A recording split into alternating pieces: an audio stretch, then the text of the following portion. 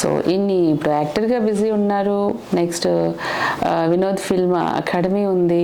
ఈ ఛాయా మీడియా ఎందుకండి మళ్ళీ? ఛాయా మీడియా అని కూడా ఒకటి స్టార్ట్ చేశాను. అది కూడా ఒక సంస్థలాగా స్టార్ట్ చేయడం జరిగింది. కొన్ని కారణాల వల్ల అది స్టార్ట్ చేయాల్సి వచ్చింది.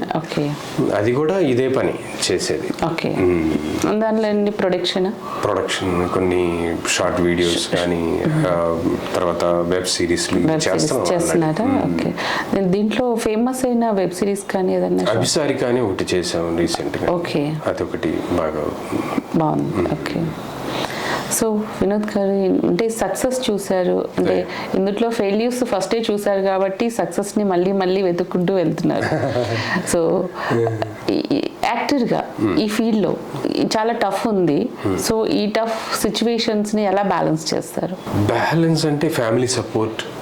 ఎగ్జాక్ట్గా ఫ్యామిలీ సపోర్ట్ లేకపోతే కష్టం. ఫ్యామిలీ సపోర్ట్ ఉంటుందండి, అది లేకపోతే చాలా కష్టం. Family support, friends support. నా పక్కన ఉన్న వాళ్ళు కూడా బై లక్ ఏంటంటే నాకు సపోర్ట్ చేస్తున్న వాళ్ళు అందరూ ఇప్పుడు ఎవరైతే మా వాళ్ళు ఉన్నారు, కిషోర్ దాస్ గారు కానివ్వండి, ఏమాత్రం వాళ్ళు ఆశించకుండానే నా వెనక నిలబడి వినోద్ నువ్వు జెన్యూన్ గా చేస్తున్నావు, మంచి యాక్టర్వి, నువ్వు మంచి పైకి రావాలి, మేమున్నాం అని చెప్పేసి కిషోర్ దాస్ గారు నాకు బాగా సపోర్ట్ చేస్తూ ఉంటారు ఏది ఉన్నా సరే. అట్లాగే బబ్లు గారు కానీ వీళ్ళందరూ నాతో పాటు ఉన్న స్టాఫ్ కూడా జెన్యూన్ పర్సన్స్ ఉన్నారు. నేను ఉన్నా లేకపోయినా వాళ్ళు బాగా చూసుకోవడం. నిజం చెప్పాలంటే నా స్టూడెంట్స్ కూడా నాకు చాలా సపోర్ట్. వాళ్ళు వచ్చి నేర్చుకుని పోయిందే కాకుండా వాళ్ళు ఇంకా 10 మందికి చెప్తారు వినోద్ ఫిల్మ్ అకాడమీ చాలా బాగుంటుందండి, జెన్యూన్ గా ఉంటారు సార్, బాగా సపోర్ట్ చేస్తారు అని చెప్పేసి వాళ్ళే నాకు ఎక్కువ సపోర్ట్ చేస్తుంటారు. నాకు అట్లాంటి స్టూడెంట్స్ దొరకడం కూడా నా అదృష్టం. Love you guys. ఓకే అండి. సో మంచి టీచర్ ఉన్నప్పుడు ఆ టీచర్ని చూసి ఇన్స్పైర్ అయ్యి మంచి స్టూడెంట్సే వస్తారు బయటికి కూడా.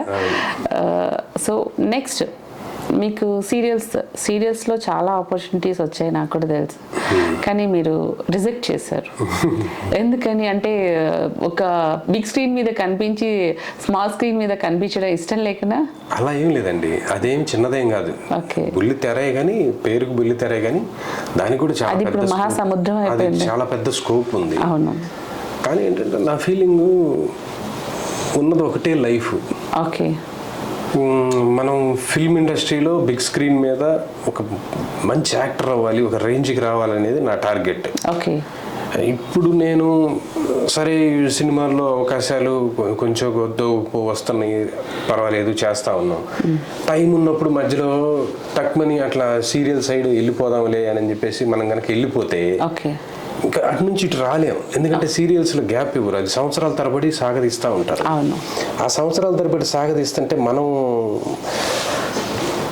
సినిమాకి డేట్లు ఇవ్వటం కష్టం అవుతుంది. నేను మొన్న కూడా ఒక 4 days బ్యాక్ అశోక్ రావు సార్ చాలా పెద్ద యాక్టర్, ఇప్పుడు డైరెక్టర్గా కూడా టీవీలో చేస్తున్నారు. మా తమ్ముడు సార్ దగ్గర డైరెక్షన్ డిపార్ట్మెంట్ కో డైరెక్టర్ చేస్తున్నప్పుడు వాళ్ళ ఫంక్షన్కి వస్తే అన్నారు, వినోద్ మీరు ఎందుకు సీరియల్ సైడ్ రాకూడదు, లీడ్ క్యారెక్టర్స్ వస్తే మీరు చేయొచ్చు కదా, రండి అని చెప్పి అన్నారు. అంటే సార్ నాకు ఎందుకో మనసంతా సినిమా మీద ఉంది సార్, సినిమా చేసి ఇంకా కొంతకాలం చూస్తా, అప్పటికి కూడా సినిమాల్లో ఇంకేం పీకలేకపోతున్నాను అనుకున్నప్పుడు నేను వస్తాను సార్ అని చెప్పి అన్నా. అంటే ఓకే అట్లయితే ఓకేలే, ఎందుకంటే సినిమాలు చాలా కష్టం వినోద్. నేను కూడా సినిమాల్లో ట్రై చేశాను, స్టార్టింగ్లో చాలా కాలం ట్రై చేసి అది వర్కౌట్ అవ్వలేదని సీరియల్స్కి వచ్చాను అని అన్నారు. అదే సార్ నేను కూడా చూస్తా, అవ్వనప్పుడు వస్తాను సార్, అప్పుడు దాకా మాత్రం నా పోరాటం అంతా దీంట్లోనే ఉంటుంది.